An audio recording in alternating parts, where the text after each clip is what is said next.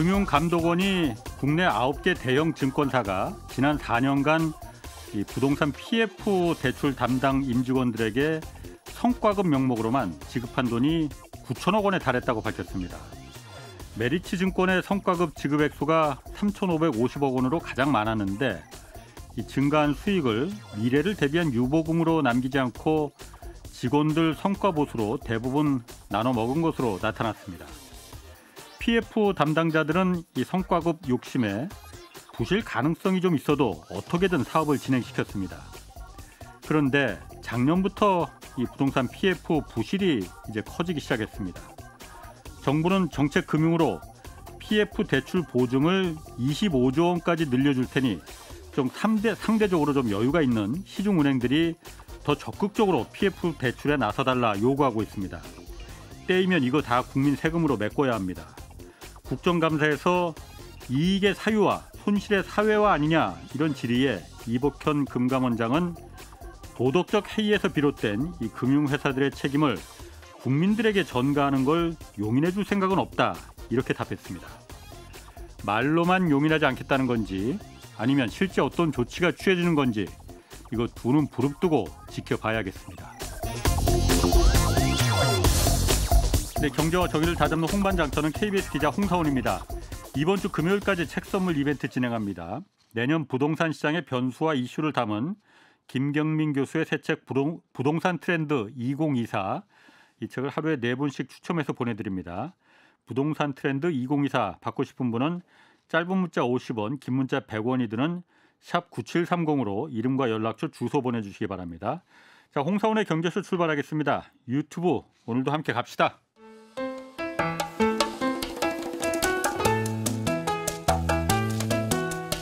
대한민국 최고의 경제 전문가만 모십니다. 어렵고 지루한 경제 프로그램은 거부합니다. 유익하고 재미있는 홍사훈의 경제쇼. 네, 미국 국채 가격이 폭락하면서 국채 금리가 마지노선인 5%를 돌파했습니다. 이 미국 국채 금리가 5%를 돌파했다는 게 어떤 의미와 파장을 갖고 있는지 자세히 분석해 보겠습니다. 오건영 신한은행 WM본부 팀장 나오셨습니다. 안녕하세요. 네, 안녕하세요. 제가 경제쇼 진행하면서 항상 고맙게 생각했던 분 중에 한 분이 오건영 팀장이십니다. 아유, 별 말씀을요. 저보다 연배는 한참 어리시지만은 예. 항상 존경의 마음으로. 별 말씀을요. 제가 부족한 말씀은 너무 많이 드린 것 같습니다. 별 말씀을요. 그 10년물 국채 금리가 미국 네. 국채 금리가 이게 16년 만에 5%를 돌파했다고 해요. 네네. 잠깐 내려갔다가 오늘 다시 올라가고 있습니다. 네네. 일단 뭐 미국 국채 금리에 대해서는 좀 경제쇼에서도 그동안 좀 여러 차례 다뤘었거든요. 네네네. 이게 왜 중요한 건지 5%를 돌파했다는 게 그 네네. 10년물 국채가 왜 중요한 건지 그 부분부터 한번 좀 얘기를 해주시죠. 네, 일단 10년물 국채, 그러니까 뭐냐면 기준금리하고 시장금리라는 게 있습니다. 그러니까 기준금리라는 거는 그냥 미국 기준으로만 말씀드리면 예. 하루짜리 금리거든요. 그렇지. 예. 중앙은행, 그러니까 시중은행이 중앙은행한테 돈을 빌릴 수 있는 하루짜리 금리인데 이게 이제 이슈가 뭐냐면 누구도 하루짜리 대출 받는 사람은 없지 않습니까? 그렇죠. 네. 그거는 결국에는 우리한테는 영향이 없는 거고 일반 사람들한테는. 근데 시중금리는 시중에 있는 사람들한테 영향이 많이 있고 특히 10년짜리 국채금리 같은 경우는 미국에는 모기지 금리하고도 연관이 굉장히 큽니다. 주택담보. 예, 그렇죠. 그래서 이 10년짜리 금리를 미국에서는 지표금리라고도 얘기를 해요. 지표금리라는 게 예. 금리의 거의 대표로서 바라보는 금리다. 그러니까 예. 여러 가지 금리가 있겠죠. 2년도 있고 10년도 있고 5년도 있고 할 때 그중에서 10년짜리를 좀 많이 보는 편이고 단기로서는 2년짜리를 많이 봅니다. 예. 근데 이 10년짜리 금리가 의미 있는 수준을 넘어서니까 사람들이 느끼는 심리적인 부담이 되게 크게 느껴질 수가 있는 거죠. 그래서 일단 첫 번째는 10년짜리 금리는 아무래도 주택시장, 미국에 굉장히 큰 영향을 주고 있는 주택 모기지 금리하고도 연관이 있고 그게 미국의 소비를 갖다가 사실은 주택 담보대출에 대한 이자가 나가게 되면 그만큼 소비가 위축이 되는 경향이 있겠죠. 학자금 대출 금리도 10년 기물이 기준이라고 하던데. 예, 어느 정도 영향이 있습니다. 예. 그것도. 그래서 이제 전체적으로 가장 영향이 많이 되는 쪽으로 이제 보게 되면은 그쪽의 금리를 좀 많이 보게 되는 거고요. 그래서 미국 금리 올랐어 그러면은 그냥 크게 말하지 않아도 대부분 다 10년을 얘기를 해줘요. 예. 그래서 이제 그쪽을 좀 많이 보는 편인데 시장에 두루 영향을 주는 금리가 올랐다는 게 1번이고요. 두 번째로 이제 그 질문을 주셨어요. 5%라는 게 이제 과연 어떤 의미가 그렇지. 있느냐라는 말씀해 주셨는데 사실 5%라는 것 자체가 사실은 숫자입니다. 그럼 4.99하고 5.0이라고 과연 뭐가 차이가 날까? 예. 사실은 큰 차이가 없는 거고 4%를 넘었을 때도 많이 올랐다 이런 얘기 있었고 예. 작년에 기사를 보시면 3% 넘을 때도 이슈가 좀 됐었거든요. 그러니까 뭐냐면 우리가 못 봤던 레벨을 갖다가 계속해서 넘쳐 올라가게 되는 건데요. 예. 이게 뭐하고 똑같냐면 이게 저는 그 숫자 자체가 주는 의미보다는 사람들의 심리하고 되게 연관이 좀 많이 있는 것 같아요. 예. 그러니까 예를 들어서 한번 보시면은 제가 얼마 전에 이제 저기 올해 여름인가 이제 제주도에 갔었는데 제주도 가서 이제 운동화 신고 이제 해변에 조금 거닐다 해변이 너무 좋아가지고 해변 가서 이렇게 파도 볼 때 어떤 예. 식으로 보냐면 다 앞으로 나가요. 예. 그런 다음에 이제 파도 치는 거 이렇게 가까이서 보는데 어떻게 어디서 있냐면은 파도 이렇게 몇 번 왔다 갔다 왔다 그렇지, 갔다 하면은 그렇지. 절대로 오지 않을 곳 같은 곳에 중에서도 있지. 그 바닷가에 가장 가까운 곳 예. 거기 서 있는 겁니다. 예. 이런 이제 감정을 스릴감 하는데 느껴지지. 그렇죠. 그런데 이제 쫙쫙 하다 가끔씩 예. 한 번씩 파도가 미쳐가지고 확 들어오는 경우가 있잖아요. 그러면 예. 이게 아짜차 한 다음에 이제 깽깽이 떠서 나온 다음에 음. 발에 있는 양말 다 말리고 구두 말리고 하는 일이 벌어지지 않습니까? 아, 그거라. 예, 사람은 예측의 동물입니다. 예. 그러면은 금리라는 것도 이렇게 바라보는 거거든요. 저기는 절대 못 가라는 그 영역이 있을 거지 않습니까? 예. 그래서 우리가 무언가 안전마진 여기까지는 오지 않을 거라고 생각을 했었던 그 레벨에 도달하게 됐었을 때는 심리적인 두려움이 되게 크고요. 예. 그 레벨에 도달했을 때 이게 계속해서 올라갈 거라는 두려움이 있죠. 예. 그게 생겼을 때는 사람들이 미래에 대해서 예측을 할 때 예. 어마어마한 충격을 받게 됩니다. 예를 들어서 보시면 우리가 미래를 예측할 때 이런 거죠. 4.5까지만 올라올 거야라는 얘기 중에 하나는 4.5를 찍으면 내려갈 거다라는 얘기가 되는 거거든요. 예. 사실은. 예. 그럼 미래를 바라볼 때 4.5를 찍고 난 다음에 내려가는 걸로 생각하지 않습니까? 근데 5를 찍고 나잖아요. 4.5를 훌쩍 넘어서. 그럼 그다음 어떻게 되냐면 더 오를 수도 있어 이런 생각이 들어요. 그럼 4.5와 5의 갭이 아니라 우리는 미래를 프라이싱 했지 않습니까? 4.5 이후에 내려가는 것과 이 5 이후에 또 올라가는 이 큰 갭 있죠. 예. 이 갭만큼 시장이 공포를 느끼게 되는 겁니다. 그럼 그만큼의 자산 가격에서도 리프라이싱이 나타날 수가 있는 예. 거고요. 그래서 심리적인 어떤 부담감을 굉장히 심리적인 공포감을 되게 크게 준다. 그래서 5 자체가 주는 의미보다도 5를 찍어 넘겼을 때는 언론을 통해서도 나오는 것들도 분명히 있을 거고요. 시장에서도 이것도 넘었어? 이제 이런 뭐라고 해야 될까요? 라운딩 넘버를 넘었다는 두려움 이런 것들이 이제 굉장히 큰 작용을 할 수가 있겠죠. 파도가 여기까지는 안 올 거라고 그렇죠. 분명히 내가 믿었는데 네네. 여기까지도 오네. 그 레벨에서는 사실은 무장해제 시켜놓은 거거든요. 그러니까 발이 다 젖어버리는 거지 않습니까?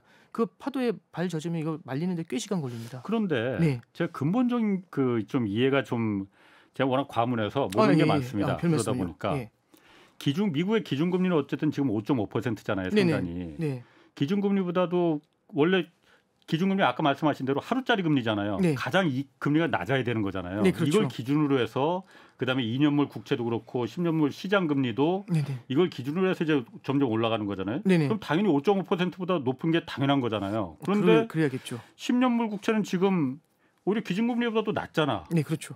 지금 5%라 하더라도 기준금리가 5.5%인데 0.5%포인트라 작은데 낮은데 네네. 이걸 왜 걱정하지? 기준금리가 이렇게 높은데 당연히 10년물 국채가 올라가는 게 그거 당연한 거 아니야? 그걸 왜 지금 호들갑을 떨지? 이 의문이 좀 들거든요. 네, 이제 일단 첫 번째는요. 기준금리하고 이제 시장금리하고 다른 거는 기준금리는 중앙은행이 갖고 있는 의지를 나타냅니다. 예. 그래서 중앙은행이 그 의지로 끌어올릴 수가 있거든요. 예. 기준금리 같은 경우는. 근데 시장에서는 그걸 못 받아들이게 되면은 예. 이런 식으로 올리게 되면 하루짜리 금리는 이렇게 올리지만 예. 실물 경기가 박살이 나면은 금리를 내릴 수밖에 없어. 이렇게 아하. 생각을 하니까 예. 지금 2년짜리 금리도요. 예.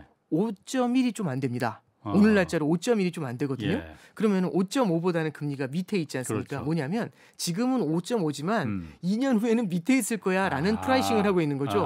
예. 그리고 지금 국채 금리가 5가 조금 안 된다고 했지 않습니까? 10년짜리가 예. 4.95 정도 나오거든요. 예. 그러면 2년하고 10년도 지금 역전이 돼 있는 겁니다. 그렇지. 근데 이거 잠깐 보시면은 어떤 이슈가 있는 거냐면 이렇게 보시면 될 것 같아요. 올해 초에 3, 4월 달에 어떤 일이 있었냐면 장단기 금리 역전이 커졌다고 했습니다. 예. 그러면 이 얘기는 단기 금리보다 장기 금리가 많이 내려간 거거든요. 그렇지. 얼마 정도 떨어졌냐면 100bp가 넘게 벌어졌어요. 1%가 넘게 포인트. 벌어진 거예요. 예. 그 얘기는 뭐냐면 2년짜리 국채 금리가 10년짜리 국채 금리가 그때 제 기억에 3.3 정도 했거든요. 예. 2년짜리 국채 금리가 4.2, 4.3 했어요. 예. 그럼 2년짜리가 4.3인데 음. 10년짜리가 3.3, 이 둘의 갭이 엄청 큰 거죠. 예. 그리고 기준금리는 5였거든요. 그럼 5에 4.3에 3.3까지. 그래서 4.3과 이 10년짜리 3.3을 바라보면 이 갭이 굉장히 컸던 겁니다. 예. 근데 이거는 뭘 프라이싱하는 거냐면 이런 거죠. 지금 중앙은행이 너무 과도하게 긴축을 해가지고 이렇게 올려놨는데 지금 SVB 은행도 파산을 했고 너네 되게 위험할 걸 이렇게 이제 얘기를 하면서 너네는 필연적으로 금리를 내릴 수밖에 없어 이 새 가슴들 이렇게 얘기를 하면서 2년 후에는 요만큼 내리고 10년 후에는 훨씬 더 많이 내릴 수밖에 없어. 이 정도만 해도 감지 덕진 줄 알아. 이제 이런 식으로 이제 예상을 한 거죠. 예. 그러면 이 둘의 갭이 굉장히 많이 떨어져 있는 겁니다. 예. 이거 보통 어떻게 정상화하냐면 실물 경기가 본격적으로 둔화되기 시작을 하면 중앙은행이 기준금리를 낮추잖아요. 근데 과거의 히스토리를 보면 중앙은행이 기준금리를 낮출 때는요 화끈하게 낮춰요. 쫙 올릴 때는 천천히 올리지만 예. 내릴 때는 화끈하게 낮추거든요. 예. 그러면 10년 금리는 내려올 만큼 이미 내려왔는데 높았던 단기 금리가 쫙 예. 내려오면서 다시 요거를 맞춰주는 거죠. 보통 이렇게 해소가 돼요. 근데 이번에 그래서 어떻게 되고 단기 있냐면 금리가 그렇죠. 다시 높아지는 거로. 그렇죠. 예. 이렇게 다시 역전 장기 금리는 가만히 있는데 단기 금리가 내려오니까. 근데 이번엔 좀 독특해요. 예. 구조가 어떻게 돼 있냐면 이렇게 역전이 돼 있지 않습니까? 예. 단기 금리는 기준 금리를 더 올리지 못하니까 많이 못 올랐어요. 그러니까 안 올라갔어요. 예, 얘는 상대적으로. 그래서 기준 금리가 올려도 거의 끝났다라고 생각하니까 한두 번 올려봤자. 예. 근데 그럼 단기 금리는 2년 금리는 많이 안 올랐거든요. 예. 근데 장기 금리가 어마어마한 속도로 올라오는 거죠. 그래서 지금 둘의 차이가 얼마냐면은 15bp 납니다. 0.15. 예. 그럼 아까 전에 110bp 그러니까 1.1% 그렇지. 차이 났는데 지금은 0.15%니까 0.95%만큼 갭을 줄여놓은 거죠. 예. 이건 뭐냐면요. 어쩌면 먼 미래에도요. 생각보다 많이 금리를 내리지 못할 수 있어. 이걸 시장이 알려주는 인식하고 거라 있는 이거죠? 거죠. 그래서 내려가 있던 게 예. 올라오고 있는 겁니다. 그러면 이건 사실은 시장에 던지는 메시지를 봐야 되는데 예. 중앙은행이 지금의 이 정도 금리 수준을 유지를 해줘도 예. 결국에는 시장에서는 향후 꽤 긴 기간 동안 이 정도 금리를 버티면서 계속 남아 있을 거야라는 얘기를 하니까요.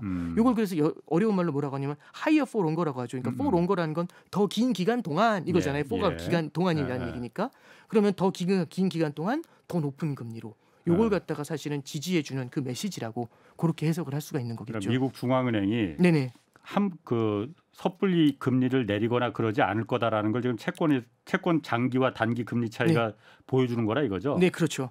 이게 시장이 네, 그렇죠. 더 똑똑하니. 예, 이제 이렇게 보시면 됩니다. 시장이 더 똑똑하다는 표현을 이제 해주셨는데, 그러니까 결국은 그게 맞는 말씀 같아요. 근데 다만 이런 게 있습니다. 시장은 눈치를 굉장히 잘 보거든요. 예. 근데 이게 사람이 그런 것 같아요. 지난 10년 동안에 시장이 학습을 해온 게 있습니다. 예. 사람은 학습을 하잖아요. 그래서 두 번 당하지 않는다, 뭐 이런 얘기잖아요. 두 번째 다 똑같은 거 당하고 세 번째 뭐 당하면 그건 뭐 용서할 수 없다, 뭐 이런 얘기를 하잖아요. 그 예. 얘기는 학습을 얼마나 잘하느냐의 문제거든요. 예. 그럼 시장도 당연히 학습을 하겠죠. 왜냐하면 이걸 통해서 학습을 통해서 돈을 버는 거니까요. 근데 글로벌 금융위기 이후에 이 프레임을 딱 보시면 어떻게 되냐면 금융위기 때 그렇게 주저앉으니까 어마어마한 돈을 뿌려줘가지고 끌어올렸어요. 예. 유럽 재정위기 때 긴축하다가도 유럽이 무너진다고 하니까 돈을 뿌려서 끌어올렸어요. 그리고 15년, 16년에 중국 위기 때도 또 무너진다고 하니까 돈을 뿌려서 끌어올렸어요. 예. 그리고 18년도에도 회사채 시장 무너진다고 하니까 또 돈을 뿌려서 끌어올렸어요. 코로나 때도 무너진다고 하니까 이렇게 주저앉는 걸 밑에부터 하드 캐리해서 끌어올려 버리거든요. 그럼 자주 뿌려서 끌어올렸. 그렇죠. 그러니까 대여섯 번을 받지 않습니까? 그럼 여기는 떨어지면 끌어올리는구나. 이걸 안 거죠. 떨어지면 끌어올리는구나. 과거 경험이 축적돼 그렇죠. 있네. 그러면 언제가 제일 투자하기 좋은 거냐면 많이 떨어졌을 때가 제일 투자하기 좋은 거거든요. 그렇지. 끌어올려 주겠구나 그렇죠. 생각이 드니까요. 그러니까 예를 들어 이런 거죠. 뉴욕에 갔는데 갑자기 한 미친 친구가 저한테 그런 거죠. 빌딩에 올라가서 나 뛰어내린다. 왜? 하는데 뛰어내렸는데 갑자기 스파이더맨이 끌어올려줘요. 예. 맞지? 또 이러는 거예요 저한테. 너도 해봐. 그러길래 나는 또 뛰어내려요. 그때 또 끌어올려줘요. 뛰어내려 봐야겠네. 대여섯 번 해주니까 스파이더맨이랑 올라오면서 대화도 하고 좋다고. 예. 그럼 저는 어떻게 할까요? 뛰어내리고 저도 그 프로그램을 다른 사람들한테 얘기를 해주겠죠. 그럼 모두가 뛰어내리면 스파이더맨이 되게 바빠질 거지 않습니까? 연준이라는 스파이더맨이 계속 끌어올려줄 거라는 믿음이 있으니까 이번에도 생각하는 거죠. 연준에도 기준금리 이렇게 올리지만 결국엔 낮춰줄 거야. 이러면 두려울 게 없습니다. 왜? 올린 거 이상으로 낮춰줄 거니까요. 더 높은 빌딩에 올라가서 뛰어내리는 게 더 재밌을 수 있잖아요. 그렇구나. 어트랙션 차원에서. 아니 그런데 이런 네네. 해석도 좀 있습니다. 네네. 그러니까 이번에 아까 잠깐 말씀하셨지만은 미국 국채 금리가 지금 올라간다는 거는 국채 가격이 폭락한다는 거잖아요. 네네. 사질 않는다는 거잖아요. 네네네. 국채 가격이 이렇게 낮아졌는데도. 네. 그런데 상대적으로 장기 국채가 훨씬 더 10년물이 많이 떨어졌고 네. 단기 국채는 그렇게 많이 안 떨어졌거든요. 네네. 단기 국채는 누군가 계속 사주고 있다는 거잖아요. 그게 네네. 미국에 지금 물론 중국이나 일본이나 이런 해외에서는 미국 국채를 안 사준다고 해서 그래서 이제 원인 중에 하나라고 말하지만은 거기서는 뭐 중국 같은 경우에는 목적이 또 따로 있을 수도 있을 것 같아요. 이참에 미국의 달러 패권을 갖다 좀 약화시키자는. 근데 미국 내에서도 자금의 유동성이 굉장히 풍부하잖아요. 특히 단기 자금 시장 그 네네네. MMF 시장에는 네네네. 지금 뭐 6조 달러가 뭐 대기하고 있고 뭐 그렇다고 하잖아요. 그렇죠. 네. 여기선 그런데 여기서 장기 국채를 그럼 왜 안 사주느냐? 네네. 이렇게 돈이 많고 장기 국채가 지금 저렇게 폭락했으면은 지금 사는 게 투자의 시점일 것 같은데 안 사주는 이유가 그 MMF 단기 자금 시장이 전부 다 그 단기성 그 자금으로다가 지금 투자돼 있는 돈을 갖다가 다시 뽑아서 해야 되니까 단기를 갖다 단기를 사면은 그 만기가 매치가 되지만은 네네. 2년 뭐 1년 2년짜리 국채가 아니고 10년짜리 30년짜리를 사는 거는 만기 미스매치가 나면은 나중에 이게 리스크로 돌아올 수 있을 거 아니냐. 그럴 수 그렇기 있죠. 때문에 네네. 장기 채권을 사고 싶어도 그 미국 내 풍부한 유동성 자금들이 살 수가 없는 구조가 지금 돼버린 거 아니냐. 네. 그 얘기를 하던데. 네, 이제 뭐 사실은 뭐 그러니까 맞는 얘기죠. 근데 이제 예. 그렇게 따지면 그럼 1년 전에는 살 사람이 많았을까? 그러니까 이게 갑자기 그때도 MMF가 5조 이렇게 5조 달러 있었거든요. 5조랑 예. 6조 달러랑 뭐가 차이는지 잘 모르겠지만 예. 예를 들어서 이런 거죠. 물론 MMF가 단기채를 많이 사는 것도 맞고요. 예. 지금 연준에는 여갈피라는 계정이 있어가지고 거기서도 단기 자금을 갖다가 계속해서 수속하고 있는 것도 맞아요. 예. 그래서 단기 자금 시장에는 유동성이 풍부하다. 풀어놓은 게 있기 때문에 걔들이 풍부한 건 맞고요. 예. 단기를 갖고 장기를 투자하는 경우도 있어요. 어떤 음. 식으로 하냐면 좀 과감하게 말씀드려 볼게요. 예. 제가 보니까 1년짜리 금리보다 제가 보니까 이제 하루짜리 금리보다 10년짜리 금리가 높아요. 그러면은 하루짜리로 빌리면은 한 3%에 빌릴 수 있는데 예. 10년에 예금을 하면은 5%예요. 예. 그럼 이제 이걸 어떻게 해야 될까 생각을 하는 거죠. 그럼 하루 동안 돈을 빌려가지고 10년을 사요. 그럼 그 다음에 갑자기 친구들이 그러죠. 미쳤냐고 내일 만기인데. 근데 하루짜리를 계속 영원히 연장해줘요. 예. 그럼 10년간 연장해주면은 저는 3%에 땡겨가지고 5%에 대출을 하게 되지 않습니까? 근데 그거는 만기가 그렇죠. 그렇게 착착 맞아 떨어질 때 그 가능한 얘기지. 네, 그렇죠. 만기가 안 맞아 떨어졌을 때 그 라인 펀드니 뭐니 이게 다 문제가 돼 버린 게 예. 그 만기에 미스매치가 돼 갖고선 다 이게 네. 사달이 나 버린 네. 거거든요. 네, 그렇죠. 네, 정확하시죠. 그러니까 뭐냐면 이런 믿음이 있으면 되는 거죠. 예. 금리가 안 오를 거라는 믿음. 그렇지. 그렇죠. 그러니까 예를 그렇지. 들어서 여기서 아무런 문제가 없을 거라는 믿음이 예, 있잖아요. 예. 자금을 땡기기 어려워진다든지 연장이 안 될 것이라는 두려움이라든지 예. 이런 게 없을 거라는 믿음이 생기게 되면은 그때는 과감하게 이런 플레이를 해요. 그렇죠. 그리고 그럼 5년 이제 10년짜리를 5%에 샀잖아요. 그 10년짜리를 또 담보로 맡겨가지고 단기 대출을 받아요. 또 그럼 또 돈이 나왔지 않습니까? 예. 그걸로 10년을 또 사요. 이거 계속 리펀딩하면서 예. 그럼 또 샀지 않습니까? 그걸로 또 담보 대출 빼겠죠. 그러니까 이게 레버리지를 일으켜가지고 이렇게 장단기 금리를 먹는 플레이들도 굉장히 예. 많았어요. 근데 여기에 가장 큰 핵심은 뭐냐면 금리가 이 자금 구하기가 어렵지 않을 것이라는 믿음. 그러니까 예를 들어서 코로나 때 보면 돈이 넘치잖아요. 예. 이렇게 돈이 많이 넘치게 되면은 야 이거는 뭐 답이 없네. 무언가 할 걸 찾아야 되지 않습니까? 예. 그럼 단기 금리는 너무 낮은데 0%인데 예. 장기 금리, 국채 금리 1% 준다고 하니까 SVB 은행 같은 데는 단기로 땡겨서 장기를 사버리지 않습니까? 근데 지금 이런 케이스예요. 돈을 구하기 어려울 수도 있죠. 1번. 그렇죠. 그다음에 두 번째는 장기 국채를 샀는데 금리가 뛰면 장기 국채 크게 깨질 수 있지 않습니까? 그렇지. 그러면 누구나 다 이런 생각을 해요. 얘가 깨지지 않을 거라는 믿음, 오를 거라는 믿음이 있으면 빚을 내서라도 사죠. 예. 그러지 않을까요? 예를 들어 집값이 계속 그렇지. 오를 거라는 믿음이 예, 있으면 예. 빚을 아무리 많이 내서 사죠. 예, 과감한 예. 플레이를 하죠. 예. 근데 집값이 계속 떨어질 것 같으면 안 사지. 아무도 안 사요. 예. 그러면 아까 말씀드렸잖아요. 5%가 무슨 의미가 있나요? 라는 질문을 해주셨잖아요. 만약에 그 5%를 넘었을 때 사람들이 그럼 계속 금리가 오를 거야. 그 얘기는 장기 국채가 앞으로도 안 좋을 것 같아. 비관적일 것 같아. 이런 심리를 만약 자극을 하잖아요. 예. 그럼 사람들이 그걸 안 건드리게 됩니다. 그러니까 수요라는 건요. 오를 것 같으면 더 들러붙고요. 예. 내릴 것 같으면 더 많이 사라집니다. 그러니까 이게 뭐 저기 경제학 배울 때는 저도 뭐 수요가 있는 곳에 공급이 있다 이렇게 얘기를 하지만 예. 공급이 안 될 것 같으면 수요가 더 많이 들러붙고요. 가격이 오를 것 같으니까. 그렇지. 공급이 아. 넘칠 것 같으면 수요가 더 많이 사라져요. 예. 그래서 이게 가급적이면 공급이 안 될 것 같은 미래 수요를 땡겨와서 사버리잖아요. 예. 그럼 가격이 더 올라가는 문제가 생기죠. 음. 그래서 저는 이제 되게 이런 상황이 되게 심리적인 부분이다. 그럼 심리적인 부분은 뭐하고 연관이 되냐면 예측하고 연관이 되죠. 그럼 뜻밖에라는 단어, 예상밖에라는 단어, 뭐 40년 만에 최고치 뭐 이런 단어 있죠. 그 얘기는 뭐냐면 우리의 예상을 뛰어넘었다라는 얘기가 되는 거고요. 예상을 뛰어넘는 형태의 채권 가격의 하락이 나오게 되면은 사람들은 단기적으로 이 생각을 하게 돼요. 떨어지는 칼날은 잡지 말아야겠다. 예. 이런 생각을 하게 되면은 예. 그래서 채권 가격이 떨어지니까 더 많이 수요가 줄어드는 것들이 생기죠. 예. 교과서에는 가격이 떨어지면 수요가 더 늘어날 거라고 배워요. 근데 생각보다 이 가격이 떨어지는 폭이 금융자산에서 커 보이잖아요. 예. 그 두려움이 생기게 되면은 함부로 안 움직이게 되고요. 예. 특히 레버리지에 대해서는 더욱더 신중한 모습을 보이는 경향이 나타나게 됩니다. 그렇군요. 네. 그러면은 이게 미국 국채가 네네. 특히 장기 국채가 이렇게 계속 지금 4% 넘고 지금 5%까지 지금 이제 육박하고 뭐 넘었다 내려갔다 그러는데 이게 그러면 진정이 되겠느냐라는 부분에서 이제 이게 중요한 거잖아요. 미래 어떻게 되겠느냐. 네네네. 공교롭게도 지금 이스라엘 중동에서 지금 난리가 났잖아요. 네. 그런데 원래 이렇게 전쟁이 나거나 난리가 나면은 안전자산으로 다 몰려가기 마련이잖아요. 네네. 가장 안전자산이 미국 국채란 말이에요. 네네. 전쟁이 났는데도 미국 국채 가격이 계속 폭락하는 거죠. 안 산다는 거 아니에요. 네네. 안 산다는 거잖아요. 네네. 그러면은 방법이 뭐가 있겠느냐 그러면은 예. 미국의 행정부나 그 연방준비제도 중앙은행이나 미국 국채를 얘기하는 건 지금 당장 우리한테도 그게 영향이 오기 때문에 지금 이걸 얘기하는 거잖아요. 네. 이걸 안정시킬 수 있는 방안이 네. 뭐가 있겠느냐? 네. 있겠죠. 예. 있습니까? 있어야겠죠. 그러니까. 일단 첫 번째 말씀을 드리면 예. 전쟁이 오면 금리가 내린다라는 얘기가 사실 있는데 예. 그게 이제 어떤 전쟁인지에 따라서 또 다른 것 같아요. 작년에 러시아 우크라이나 전쟁 때 보면은 금리 많이 올랐거든요. 예.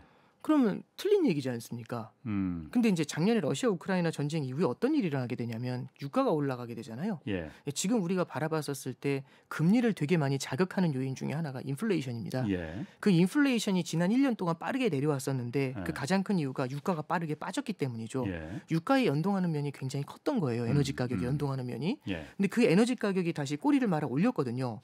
그러면서 이게 70불, 80불, 90불까지 올라왔는데 80불이 넘어서니까 다들 시장에서 뭐라고 하냐면 이 정도는 못 견딘다. 이 정도 너무 높다. 이 정도 못 견딜 것 같은데 수요가 둔화되면서라도 이건 안 될 것 같아 하면서 유가가 90불까지 갔던 게 순식간에 82불까지 빠지면서 이제 내려올 거야. 이 순간에 하마스게 터진 거거든요. 예. 그러면서 이게 85불, 86불에서 다시 예. 88불까지 올라온 거예요. 예. 그럼 이게 무슨 얘기냐면 시장에서 이제 유가가 내려갈 거라는 생각을 했는데 유가가 탄탄히 버티는 거고 뭐 이제 제가 에너지 전문가나 중동 전문가는 전혀 아닙니다만 만약에 이란이 여기하고 이제 연관이 돼 있고 헤즈볼라라든지 이런 것까지 연관이 되면은 사실은 이게 중동 전쟁의 이 폭이 좀 전선이 넓어질 수가 있지 않습니까? 예. 전선이 넓어지는 거는 원유의 수급에 굉장히 큰 타격을 줄 수가 있습니다. 예. 좌측으로는 수에즈 운하를 건드릴 수도 있고 우측으로는 호르무즈 해협을 건드릴 수도 있거든요.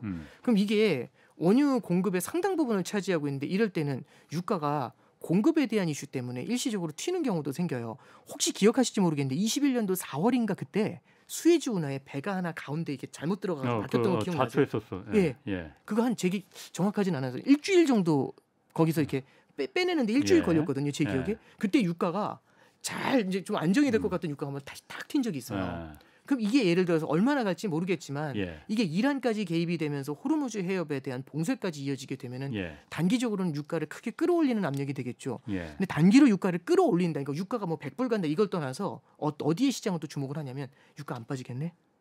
일단 올라가는 건 둘째치고 빠지지도 않을 거지 않습니까? 그럼 빠지지 않게 되면은 생각보다 우리가 생각했던 인플레이션에 안정적으로 2%로 수렴하는 기간이 생각보다 더 늘어질 수도 있죠. 그러면 생각보다 기간이 더 늘어진다는 얘기는 우린 이런 거예요. 감기가 한 달 만에 났나 1년 만에 났나 뭐가 차이가 있냐? 아니죠. 한 달 만에 나오면 아무 문제가 없지만 1년 만에 나오면 폐병이 될 수도 있죠. 그렇죠. 고질병이 될 수도 있지 않습니까? 그러면 지금 벌써 인플레이션으로 싸운 게 2년 10개월 됐습니다. 그럼 굉장히 오랜 기간 동안 인플레이션이라는 병을 앓았는데 치료가 되나 싶었는데 또 연장전 끌고 있는 거잖아요. 그러면 이게 생각보다 인플레이션을 오래 자극할 수도 있다라는 두려움이요. 결국에는 인플레이션이 오래 갈 수 있다. 장기전을 준비해야 된다. 그러면 하이어 for 롱거하고 만나고 하이어 for 롱거는 눌려있던 장기 금리를 끌어올리는 요인을 만들어주겠죠. 그래서 첫 번째는 유가하고 맞물려 가지고 이게 인플레이션의 장기와 이 시나리오를 계속해서 자극하는 게 1번이고요. 두 번째는 이걸 보실 필요가 있는 것 같아요. 바이든 대통령하고 옐런 재무장관이 했던 얘기가 뭐냐면 옐런 재무장관은 우리는 우크라이나도 그렇고 이스라엘도 그렇고 두 개의 전선에서 전쟁을 안정적으로 수행할 수 있어요. 이 얘기하고 바이든 대통령도 사실은 $1,000억 정도 달하는 군사 지출에 대해서 아낌없이 지원하겠다라는 코멘트를 했거든요. 그럼 이건 뭘 얘기하는 거냐면 재정 적자가 늘어난다는 걸 얘기하는 거잖아요. 근데 돈이 필요하다는 그렇죠. 이게 저는 이게 뭐하고 되게 비슷하냐면 일단 무언가가 이슈화가 되잖아요. 이슈화가 된 데서 계속 이슈가 터지잖아요. 그럼 되게 시장이 민감하게 반응합니다. 그러니까 뭐냐면 재정적자 뭐 문제 되겠어 이러고 있을 때는요. 재정적자에 대해서 얘기가 아무것도 없을 때는 $1,000억 이런 거 내놔도 시장이 미동도 안 해요. 그런데 재정적자에 대해서 지금 어마어마한 얘기를 하고 있잖아요. 특히 군비 지출도 늘어날 것이다. 그다음에 이제 이자 지출도 늘어날 것이다. 이런 구려움이 생겨 있는 상황이잖아요. 부채한도 협상도 겨우 지금 11월 중순까지 좀 임시로다가 해놨는데. 그러니까 여기 보시면 중국이 아까 전에 뭐 안 사준다 이런 말씀해 주셨잖아요. 예. 미국 국채를. 사실 중국이 줄이는 게 몇백억 달러가 안 돼요. 예. 미국 국채 시장 전체 통해 보면은 얼마 되는 왜냐하면 미국은 코로나 때 양적 완화로 5조 달러를 했거든요. 그러면 사실 200억 달러 줄였습니다. 이거는 예. 그냥 큰 돈은 물론 이제 큰 돈이죠. 큰 돈이죠. 근데 그러니까 뭐라고 해야 될까요? 스케일이 너무 스케일업이 되니까 예. 그 돈이 되게 작아 보이는 것이지. 예. 근데 일단 큰 돈이긴 하지만 이게 양쪽 하나 막 5조씩 달러씩 할 때는요. 200억 달러 중국에서 줄였다고 해도 아무도 쳐다도 안 봐요. 예. 근데 이런 상황처럼 되게 심리가 민감하지 않습니까? 예. 이런 데에서 다 안 되는데 중국도 줄이고 있으면 넘어져. 이렇게 되는 거거든요. 그러니까 이제 뭐 이게 그래서 저도 시장이 참 심리하고 너무 많이 연관이 돼 있다라고 생각을 하는데 교과서 나오는 대로 안 움직이더라고요. 그래서 저처럼 교과서 보고 말씀드리면은 참 쉽지 않은 게 이게 사람들이 만들어낸 그렇지. 심리 같은 걸 좀 예. 같이 엮어서 좀 볼 필요가 있습니다. 그래서 이제 좀 간단하게 좀 이렇게 말씀을 좀 드렸지만 지금 금리가 올라가는 이유는요. 첫 번째는 재정 적자에 대해서 시장이 걱정을 하고 있다는 점. 예. 두 번째는 결국에는 인플레이션을 자극해가지고 하이어 for 롱거를 갖다가 시장이 조금씩 인지한다는 점.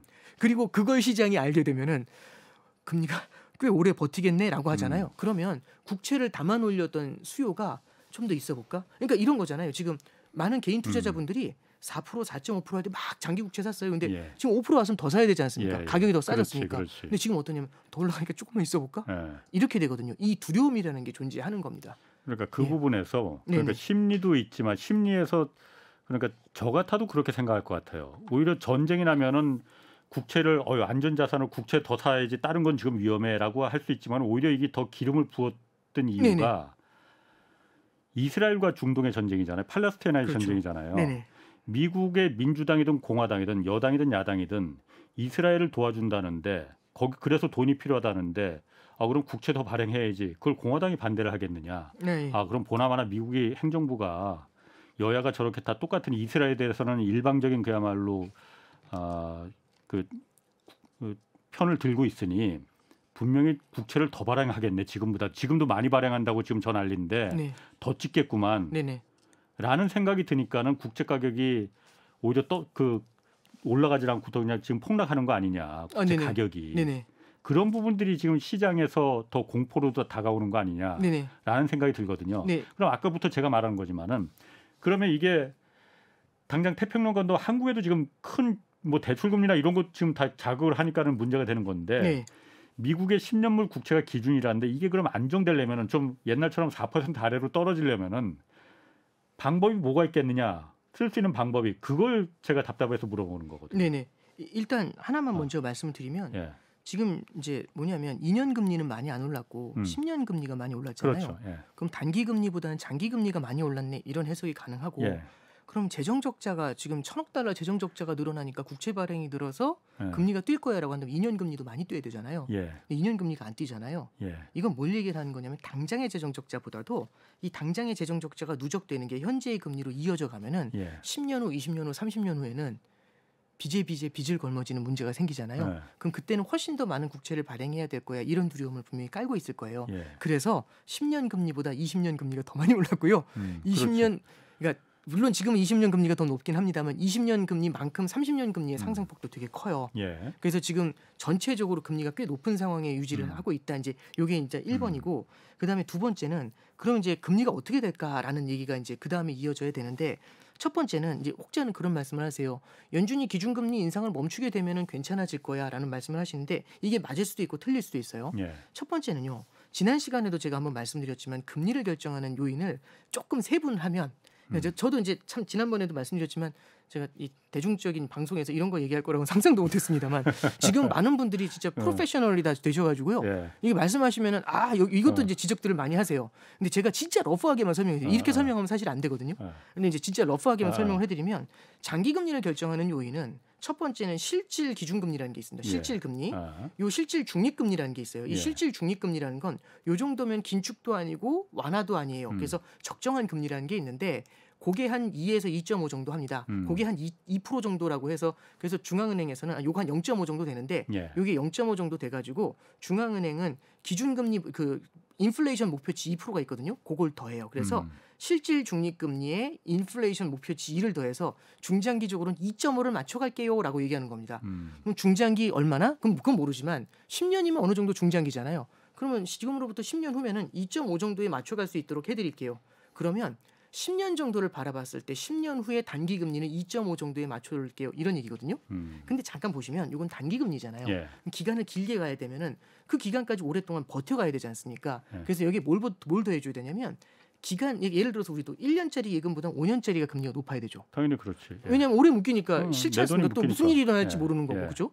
그래서 거기에 대해서 프리미엄을 줘야 되지 않습니까? 그렇죠. 그래서 1년보다는 5년이 금리가 높아야 돼요. 예. 이제 이런 얘기를 하는 건데 이걸 뭐라고 하냐 우리는 기간 프리미엄이라고 합니다. 예. 피를 예. 붙여준다는 얘기잖아요. 예. 기간이 길어지니까 그만큼 피를 그렇지. 붙여주겠다고. 예. 근데 이게 지난 10년 동안 어땠냐면 금리가 올라오면 너무 힘드니까 실물 예. 경제가 중앙은행이 양적 완화 같은 거라도 엄청나게 사서 눌러줬다고요. 예. 그럼 나중에 사람들이 어떻게 느끼냐면 금리 안 올라.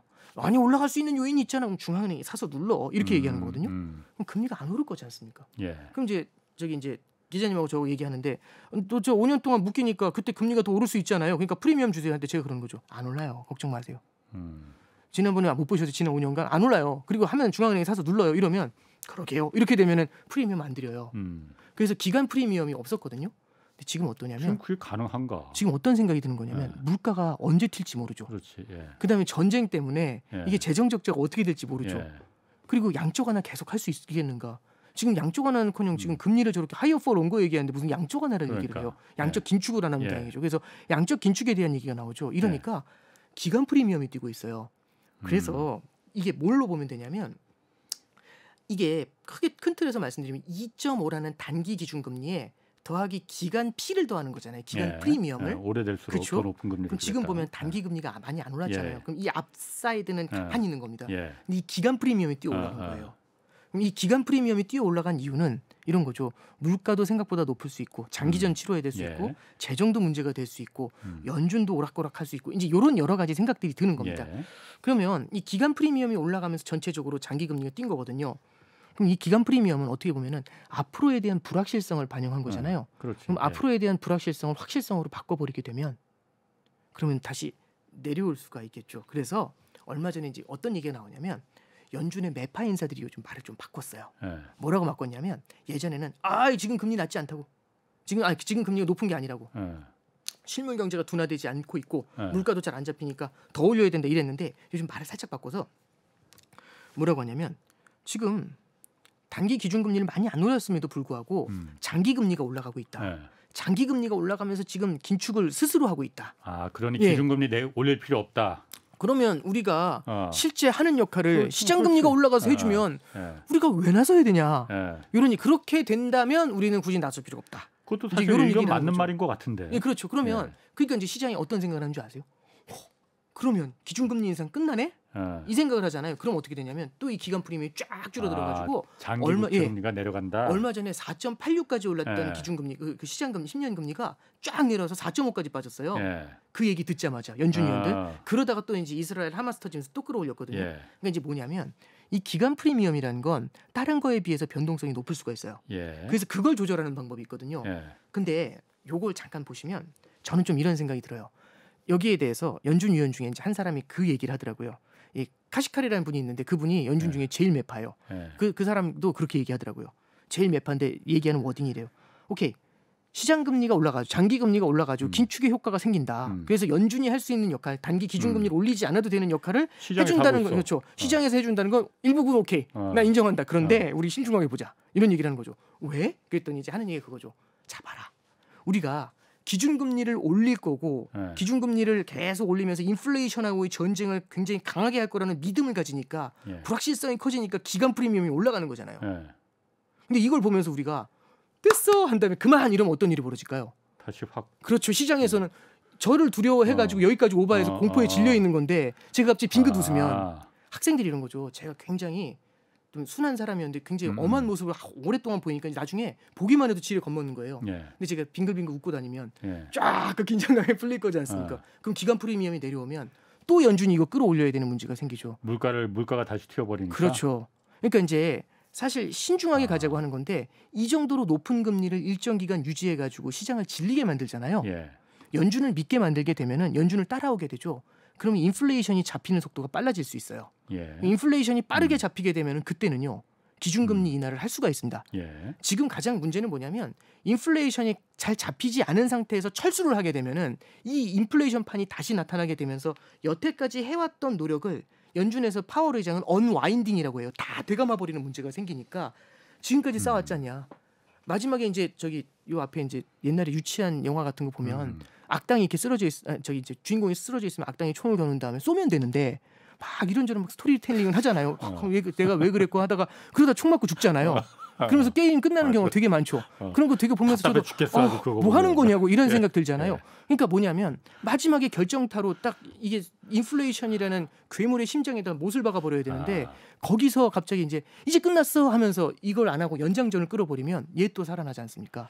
그래서 마지막으로 인플레이션을 제압을 하고 가는 게 가장 빠른 방법이라는 거죠. 그러니까 결국에는 어설하게 약 먹고 시술하고 이게 아니라 아프지만 지금 수술하고 가는 게 제일 빠른 방법이 될 수 있다라는 게 지금 연준에서는 좀 공감을 하는 부분인 것 같고요. 그럼 당분간 높은 금리를 유지하고 시장이 그걸 받아들이잖아요. 그리고 거기에 대한 고통을 일정 수준 감내를 하면 인플레이션이 제압이 되면서 이후에는 정상적인 금리로의 회귀 이런 걸 기대할 수가 있겠죠. 그러니까 연준이 네. 자 기준금리 우리가 안 올려도 시장금리가 알아서 지금 저렇게 긴축을 하고 있으니 올라가서 긴축을 하고 있으니 기준금리 우리 안 올려도 되는 거다 하면은 그거에 시장이 안도해서 장기금리가 다시 내려가겠지만은 그러면 물가가 다시 튀어오르고 그럼 중앙은행이 할 수 있는 역할이 그 0이 안 선다 이거죠. 네, 그럼 그렇죠. 그때부터는 정말 개판 아니 그런 말 써도 되나? 하여튼 엉망진창이 돼버리니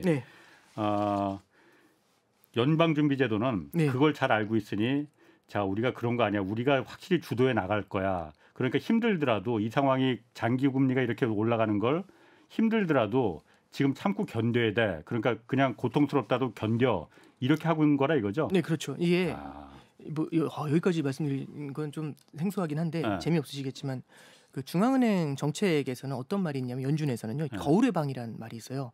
거울의 방에 들어가가지고 정책을 쓴다라고 하는데 예를 들어 이런 거죠. 시장이 거울이라고 하면 예를 들어서 제가 조금 그 금리를 낮추려고 하잖아요.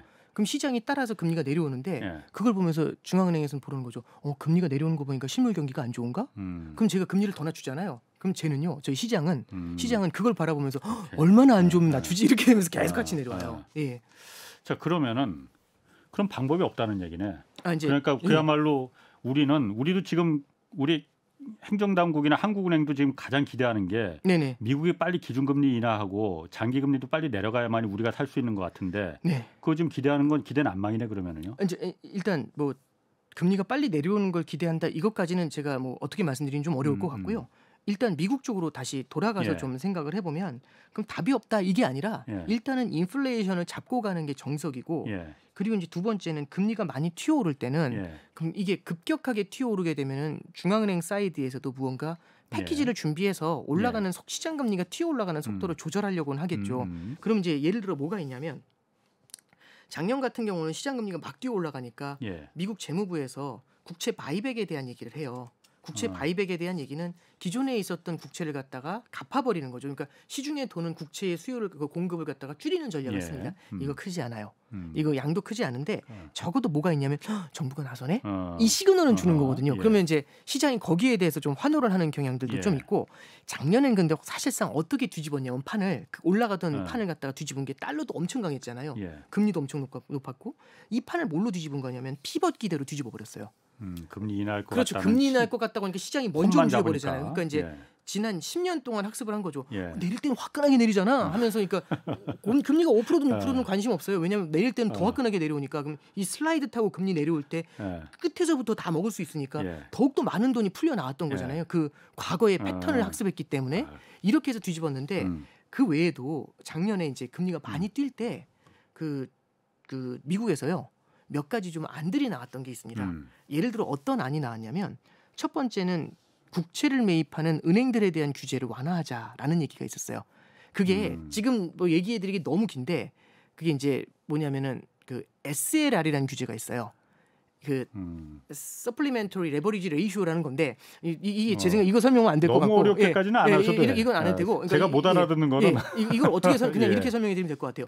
은행이 돈이 있는데 은행이 캐시를 갖고 있잖아요. 이 캐시를 갖고서 국채를 살 수 있는 한도를 주는 거예요. 일정 비율만큼 살 수 있어 이렇게 네. 얘기하는데 그 비율을 갖다가 없애주는 겁니다. 그럼 더 많이 살 수가 있겠죠. 그렇지. 그럼 금리가 높은 상태에서 더 많이 살 수 있게 해주면 그러면은 미국에 있는 은행들이 이걸 갖다가 더 특히 흡수할 대형은행들 수 캐시 있으니까. 그러면 더 네. 흡수할 수가 있죠. 예. 그래서 이렇게 해가지고 이게 이 SLR 규제를 언제 완화해 줬냐면 저기 코로나 사태 때 예. 1년간 완화해 준 적이 있어요. 음. 그래서 이제 20년도 4월에 걸었다가 21년도 초에 풀은 적이 있거든요. 다시 이제 풀었다가 다시 걸은 적이 있거든요. 그러니까 이런 쪽으로 정책을 써가지고 규제 완화를 통해 가지고 올라가는 속도를 미세 조정하는 방법들은 있겠죠. 그래서 이런 형태로 무언가 이제 조절할 수 있는 방법들은 좀 찾게 되겠죠. 그래서 아예 별로 없다라는 그렇게 것보단 네, 방법이 아닐 것 같다는 생각이 일단 드는데 네, 그럴 수 있죠. 저는 제가 생각하는 거 이거거든요. 네네. 지금 장기 국채 금리가 계속 한없이 올라가서 지금 문제가 되는 거잖아요. 네네. 그럼 미국에서 행정부에서 국채를 찍을 때 장기 국채 말고 1년짜리 뭐 6개월짜리 어차피 국채 찍어서 돈 받는 건 마찬가지니까 그건 지금 많이 아까도 말했지만 단기 자금 시장에서 유동성이 풍부하니 그런 건 많이 사준다는 거잖아요. 네네. 단기 국채만 찍으면 되는 거 아니에요? 이제 단기 국채만 만약 찍게 되면 돈이 단기 국채로 더 몰리잖아요. 예. 그럼 지금 장기 국채로 가려는 돈이 별로 없는데 단기 국채로 더 몰리게 되면 예, 그러면 마찬가지로 더 그렇게 힘들어지고 장단기 금리 역전이 더 커지게 되겠죠. 예. 그럼 장기 국채 금리는 장기 국채는 더 폭락한다 가격이. 그러니까 단기 국채 더 몰리니까. 그러니까 이제 이걸 그래서 그러네. 예, 조절을 그건 또 되게 그러네. 그러니까 뭐냐면 결국에는 그 어떤 인위적으로 막 이렇게 쏠려 다니면 예. 어느 쪽으로 가든지 간에 다 왜곡 현상이 나타나거든요. 예. 그러니까 지금 문제는 뭐냐면 그 국채 금리가 계속 오르기 때문에 예. 계속 오를 거라는 두려움이 있지 않습니까? 예. 이 두려움이 생기게 되면은 국채 가격이 떨어질 것 같기 때문에 예. 사야 되는 사람들도 지금 당장 안 사고 음. 팔아야 되는 사람들도 나중에 팔면 되는데 지금 팔아버리는 게 문제거든요. 그렇죠. 예. 환율 잠깐 생각해 보시면 예. 작년에 1,440원을 갔잖아요. 예. 1,440원 한때 갔을 잠깐 때는 그렇게 1,500 갔죠. 간다고 했거든요. 예. 예. 왜 그러냐면 환율이 급격하게 올랐어요. 예. 왜냐하면 달러가 더 올라갈 것 같으니까 예. 1년 후에 달러 필요한 사람이 지금 사요. 2년 후에 달러 필요한 사람도 지금 사요. 왜 2,000원 갈 것 같으니까. 3년 후에 필요한 사람도 지금 사요. 예. 그러면 미래의 수요를 땡겨오는 거거든요. 예. 근데 피벗 기대라고 하면서 달러가 쏟아져 나올 것 같잖아요. 그럼 3년 후에 필요한 사람 미리 사는 사람 있지 않습니까? 그 사람은 달러가 떨어질 것 같으니까 다 던지는 거죠. 그럼 올랐다가 급격하게 떨어져요. 예. 그러니까 지금 국채 시장도 예. 어떻게 보면은요. 음. 사람들의 심리가 붙어버리잖아요. 그러면 지금의 올라가는 속도가 굉장히 빠르다는 거는 그만큼 심리가 세게 붙어 있다는 얘기거든요. 그럼 이걸 갖다가 무언가 풀어줄 수 있는 맥을 터줄 수 있는 쪽을 풀어주게 되면은 그때는 굉장히 빠른 속도로 굉장히 튀어 올랐던 부분들은 안정이 될 수는 있겠죠. 예. 그래서 이제 그런 정책들을 아까 말씀드렸던 것처럼 속도 조절이라는 말씀을 드렸는데 그래서 여기 오해하시면 안 되는 게 오른 만큼 떨어질 거예요. 이게 아니에요. 이제 올라오다가 굉장히 급격하게 올랐다가 굉장히 좀 오버해서 올랐던 거 있죠. 미래의 수요까지 다 땡겨오면서 그런 부분들이 조절되는 부분들 예, 그런 것들은 우리가 기대를 해볼 수 있겠죠. 앞서 말씀드린 정책은 근본을 해소시키는 게 아니라 예.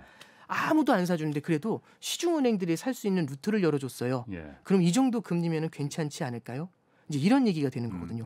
작년에 레고랜드 사태를 풀을 때도 우리 이제 어떤 걸 쓰냐면 LCR 규제 같은 걸 풀어줘요. 이제 이것도 좀 어려운 얘기라서 이게 뭔 얘기냐면은 굳이 은행이 자금을 많이 땡겨놓지 않아도 되게 조절을 해주는 정책들을 쓰거든요. 예. 이런 것들이 실물 경제를 좀 안정시키는데 금융시장을 안정시켜주는 데는 도움을 줍니다. 그래서 근본을 해지하는 건 결국엔 앞서 말씀드렸던 인플레이션을 조절하는 건 되지만 그 외에는 금융당국이나 중앙은행이 이런 쪽에서 속도 조절 같은 걸 통해서 시장하고의 커뮤니케이션을 하잖아요. 그럼 어느 정도는 조절할 수가 있겠죠. 다만 한 가지 말씀드리면 말씀 좀 길어집니다만 예. 얼마 전에 옐런 의장 코멘트하고 파월 의장 코멘트가 지난주에 있었어요. 예. 옐런 의장이 뭐라고 했냐면 지금 금리가 되게 높다. 근데 높게가 이 정도까지 금리가 올라왔지만 실물 경제가 고통을 받는다는 얘기는 그 어디서도 찾을 수 없다. 이렇게 얘기를 했거든요. 작년에는 이 정도보다 금리가 낮았는데도 불구하고 옐런 재무장관이 뭐라고 했냐면 국채 바이백을 고민해야 되나? 이 얘기를 했었는데 올해는 사뭇 달라요 분위기가. 예. 이게 1번. 그리고 두 번째는 파월 의장도 뭐라고 하냐면 지금의 기준금리가 높다고 하는데 지금 그게 기준금리가 높다라는 걸 증명할 수 있는 어떤 증거도 없다라는 게 1번. 두 번째는 최근에 시장금리가 많이 올라왔다는데 그거는 기간 프리미엄이 올라왔기 때문이고 아까 말씀드렸던 기간 피 예. 이거는 미국 금리가 굉장히 탄탄할 거, 미국 성장이 굉장히 탄탄할 거라는 걸 시장이 인지하고 있는 거다.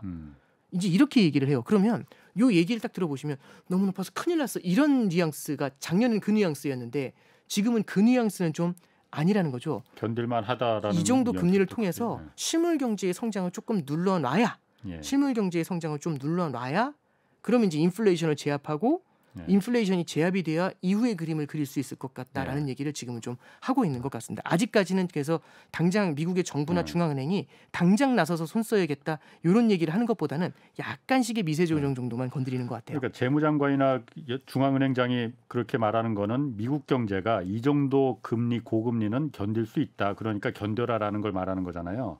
그러면은 네. 미국도 그렇고 한국도 물론 기관들 많이 갖고 있을 겁니다. 미국 국채, 특히 네네. 장기 국채 이거를 자산으로 담보 가치로 다 활용해서 많이 갖고 있잖아요. 네네. 근데 그 실리콘밸리 은행이 네네. 망한 게 이거 잔뜩 갖고 있다 국채 가격이 그때 폭락하면서 담보 가치가 확 떨어지니까 뱅크런이 일어나서 망한 거잖아요. 네네네. 지금 장기국 10년물 국채가 그때만큼은 아니더라도 이렇게 올라가면은 네.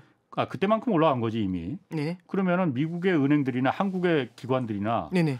문제없이 지나갈 수 있는 거예요. 이제 예를 들어서 우리나라의 은행들은 예. 미국처럼 막 10년짜리 담고 이러진 않거든요.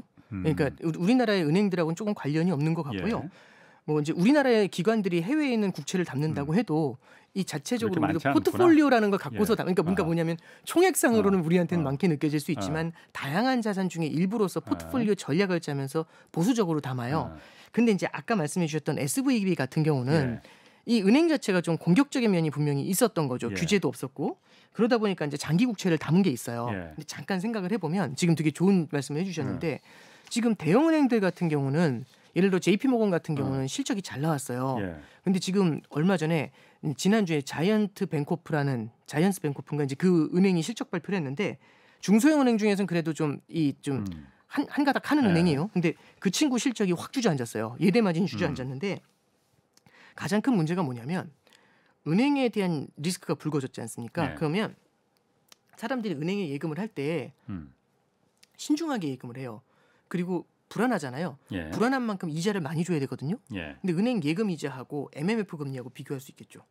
근데 MMF 금리 아까 말씀하셨잖아요. 단기 자금 시장 5.5잖아요. 예. 은행 예금 금리가 2%면 당연히 왜 은행 예금 안 하죠. 그렇지. 예. 그래서 중소형 은행들은요. 지금 예금을 땡겨야 되면 예금을 땡겨야지 지금 현금이 있어야 중소형 은행들은 사람들이 믿을 거잖아요. 예, SVB 예. 사태 이후에. 예.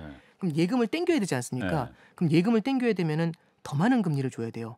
그렇지. 옛날에는 그래서 미국이 기준금리를 올리고 있음에도 불구하고 예금금리 많이 안 줬거든요. 근데 지금은 이걸 정상화를 많이 시키고 있어요. 미국에 있는 중소형 은행들이. 그래서 CD 금리가 뭐 4%, 5% 이렇게 나오는 데들도 있어요. 작은 은행들 중에는. 그러면 그만큼 자금을 조달하는데 조달 금리가 올라간다는 얘기잖아요. 그러면 이렇게 올라간 금리로 대출을 해줘야 되죠. 근데 미국의 은행들이 지금 뭐냐면 중소형 은행들은 현금을 갖고 있어야 되지 않습니까? 그럼 현금을 가지고 있어야 되면 이걸 전부 다 대출해 줄 수가 없겠죠. 일부는 캐시로 쟁여놔야 되잖아요. 그럼 캐시로 쟁여놓은 다음에 나머지를 대출해 주겠죠. 그럼 캐시로 쟁여놓게 되면은 거기서 그만큼의 이자를 뽑기가 어려울 거지 않습니까? 그러면 마진이 줄어드는 문제가 생길 수 있어요. 또 하나는 예전에 저 SVB 사태 때도 보면 10년짜리 장기 국채 금리가 팍 뛰면서 장기 국채 가격이 폭락하니까 나타난 문제잖아요. 그러면 그때 다 빠져나오지 못하고 장기 국채를 갖고 있다면 얘들은 지금 금리가 더 올랐으니까 이 장기 국채에서 깨지는 게 분명히 또 있을 거거든요. 그럼 이건 뭘 얘기하는 거냐면 미국의 중소형 은행들 같은 경우는 굉장히 힘들 수 있다라는 얘기가 나오는 겁니다. 그래서 보시면 미국 중소형 지방은행 그 주가를 갖다 연결해 놓은 ETF가 있어요. 그 이제 그 리저널 뱅크 ETF라는 게 있는데 그거 가격이 지금 원래는 한 70불 정도 했거든요. 올해 초에. 그게 우리 힘들 때 33불인가까지 빠졌어요. 제 숫자는 정확하지 않습니다.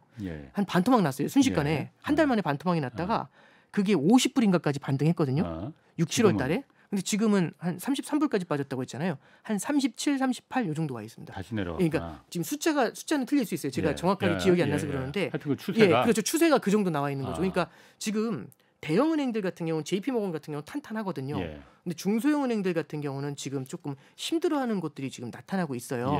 그럼 이런 것들은 은행들을 갖다가 상반기에 봤던 것처럼 중소형 은행들 한두 개 정도를 또 흔들어 놓을 수는 있겠죠. 근데 다만 올해 상반기에 보셨던 것처럼 중소형 은행들 한두 개 흔들린다고 해서 그게 금융 시스템을 건드리지는 않는다라는 건 우리는 알고는 있습니다. 그렇지. 다만 지금 그렇죠. 인수합병 시켜버리지. 그렇죠. 그래서 이제 그런 이슈가 한 번 더 나타날 수 있다는 게 1번이고 두 번째는 이제 이런 건 있는 것 같아요. 이 중소형 은행들이 계속해서 좀 흔들리는 모습이 나타나게 되잖아요. 그죠? 중소형 은행들이 흔들리는 모습이 나타나게 되면은 이 은행들이 대출을 더 줄일 수가 있어요. 10초 남았는데. 아 그런가요? 예, 그러면 이제 네. 이런 것들이 일시적으로는 긴축을 더 강화시킬 수는 있겠죠. 네. 그래서 이제 좀 결론적으로 말씀드리면 당분간은 심리적인 요인들에 의해서 그러게요. 조금은 좀 과하게 금리가 올라갈 수 있구나. 그걸 지금 우리는 보고 있는 거다. 이렇게 좀 보시면 되겠습니다. 미국이 견딜 수 있는 건 뭐 중요하지 않고 우리가 견딜 수 있냐 이게 지금 중요한 것 같은데 네. 그거만 견딜 수 있습니까 없습니까? 견뎌내야죠. 네. 자, 오건영 신한은행 네. 팀장이었습니다. 고맙습니다. 네, 감사합니다. 지금까지 홍사원의 경제쇼였습니다.